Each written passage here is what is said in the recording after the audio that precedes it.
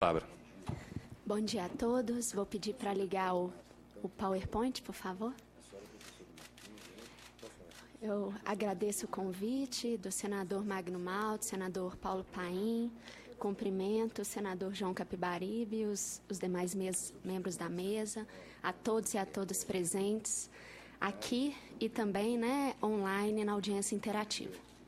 Eu gostaria de propor, enquanto economista e cientista política, uma reflexão um pouco diferente do que nós temos visto e temos tido nessas 3 audiências, até aqui.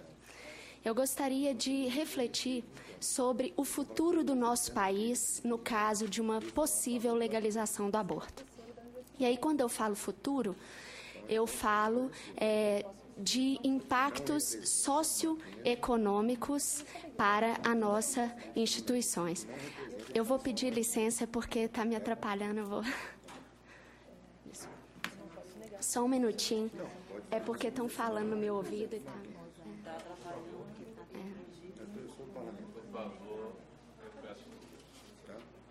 Peço à secretária. Se puderem parar meu tempo, por gentileza. Pois não. Sim, porque Desculpa, é difícil. Peço desculpa aqui em nome da comissão. Então, só retomando, para ficar claro, eu vou refletir sobre os impactos socioeconômicos que uma possível legalização do aborto trará para o nosso país.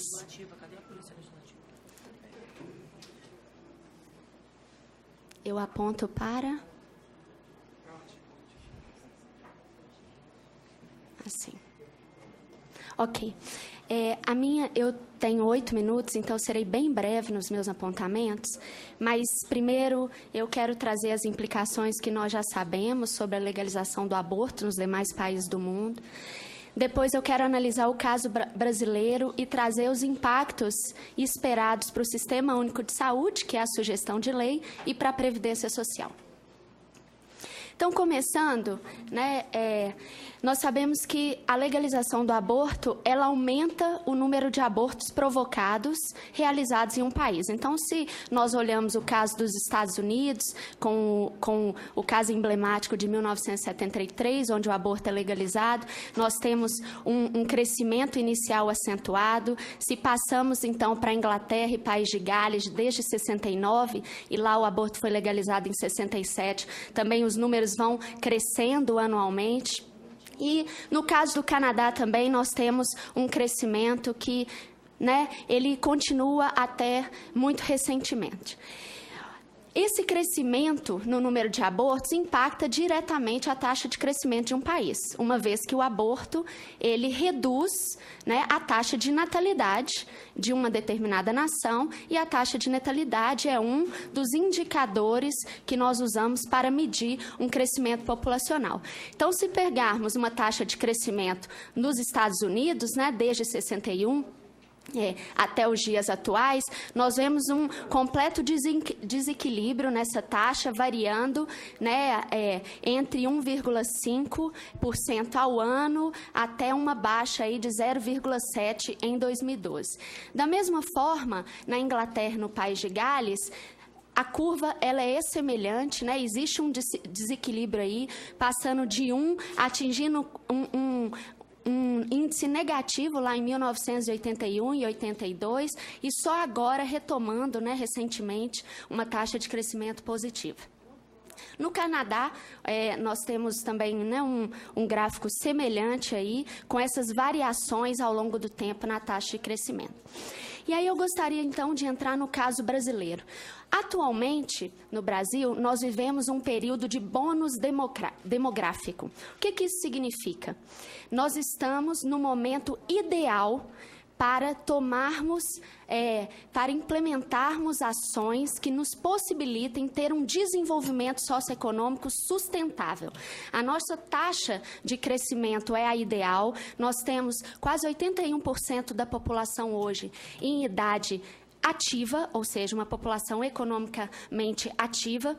E uma razão de dependência, que é a quantidade de crianças e de idosos que precisam de alguém em idade economicamente ativa, trabalhando, gerando renda, uma taxa de dependência de 45,9. Ou seja, nós estamos num momento em que, se investirmos corretamente em nosso país, em reformas previdenciárias, em educação, em políticas sociais, política de saúde, nós, a partir da década de 30, começaremos a viver um desenvolvimento sustentável para o nosso país. Então, a taxa de crescimento do Brasil, se vocês perceberem, sem interferência governamental, sem medidas governamentais, ela vai decrescendo, né, ao longo do tempo, sem esses picos que uma possível legalização do aborto provoca. Então, nós temos ali uma taxa de 3, caindo aí para hoje 1,2% ou 1,3% ao ano, num nível ideal, sem que precisássemos, e o nosso governo realmente pouco se posicionou a respeito, sem que precisássemos ter movimentado nesse sentido. Quais seriam as causas? O que explicaria isso? Né? Existem diversos fatores, diversos aspectos, e aí ali eu cito alguns. Então, alguns autores vão dizer que é o processo de pluralização, diversificação da cesta do consumo, que fez com que o planejamento familiar fosse alterado no nosso país, expansão de políticas sociais, industrialização, urbanização e um maior número de mulheres no mercado de trabalho e a maior autonomia das mulheres.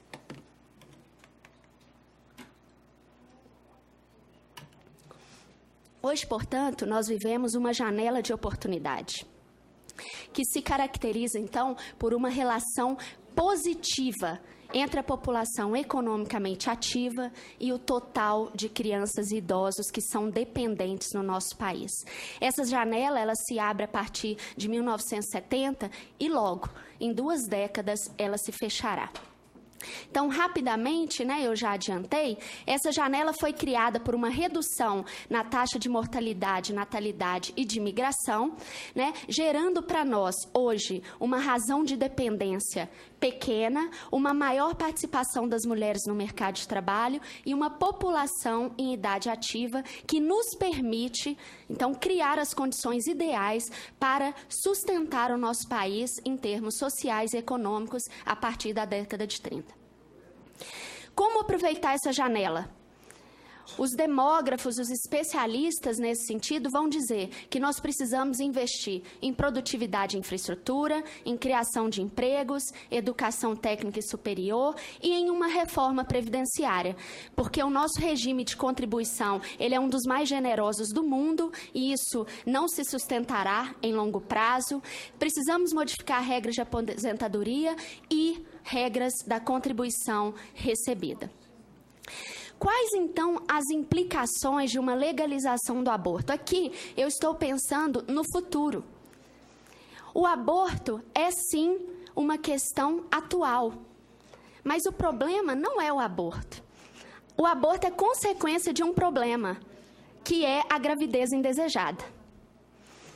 A gravidez indesejada é o problema que nós precisamos lidar com ele. E como lidar com a gravidez indesejada? Com as causas dela. As causas dela não são um aborto, são anteriores a isso. Então, vamos supor que legalizemos o aborto no nosso país. Nós criaremos, então, um novo item de despesa para o Sistema Único de Saúde.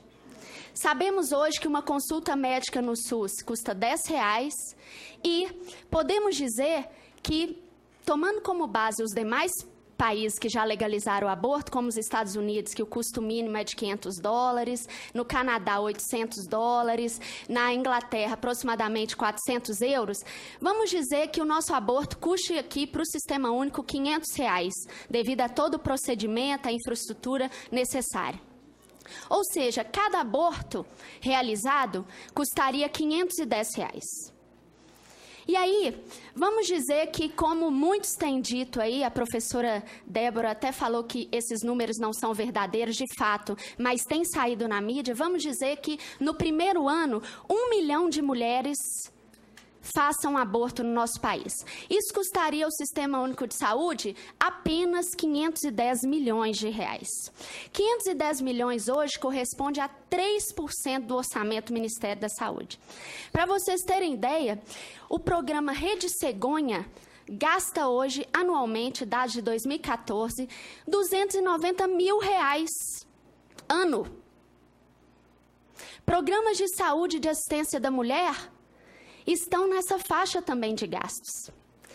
Então, nós estaríamos gerando para o Sistema Único de Saúde uma despesa de 3% do seu orçamento inicial, porque, como eu disse, o aborto ele vai aumentando a cada ano.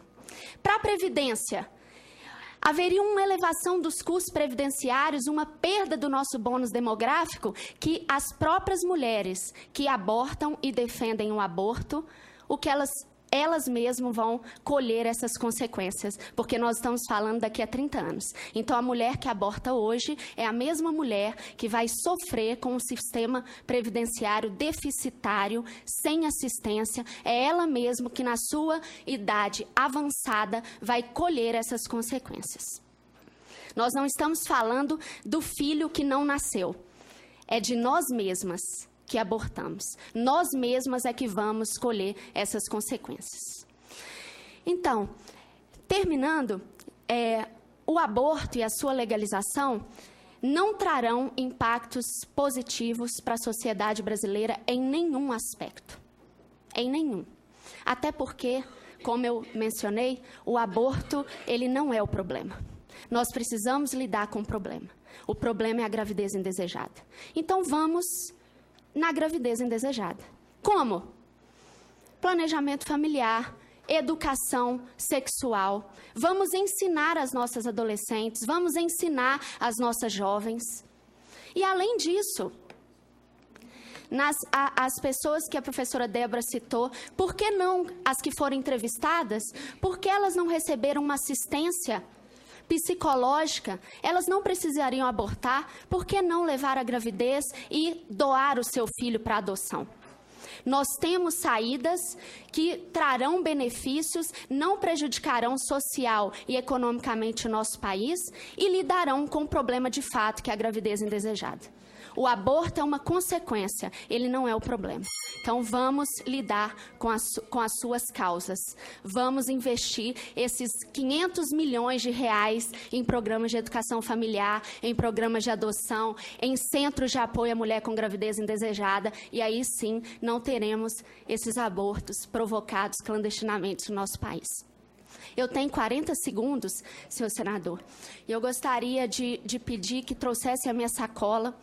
Hoje eu represento aqui 32 mil pessoas que assinaram um abaixo-assinado em favor da vida. Essas pessoas são de todo o Brasil.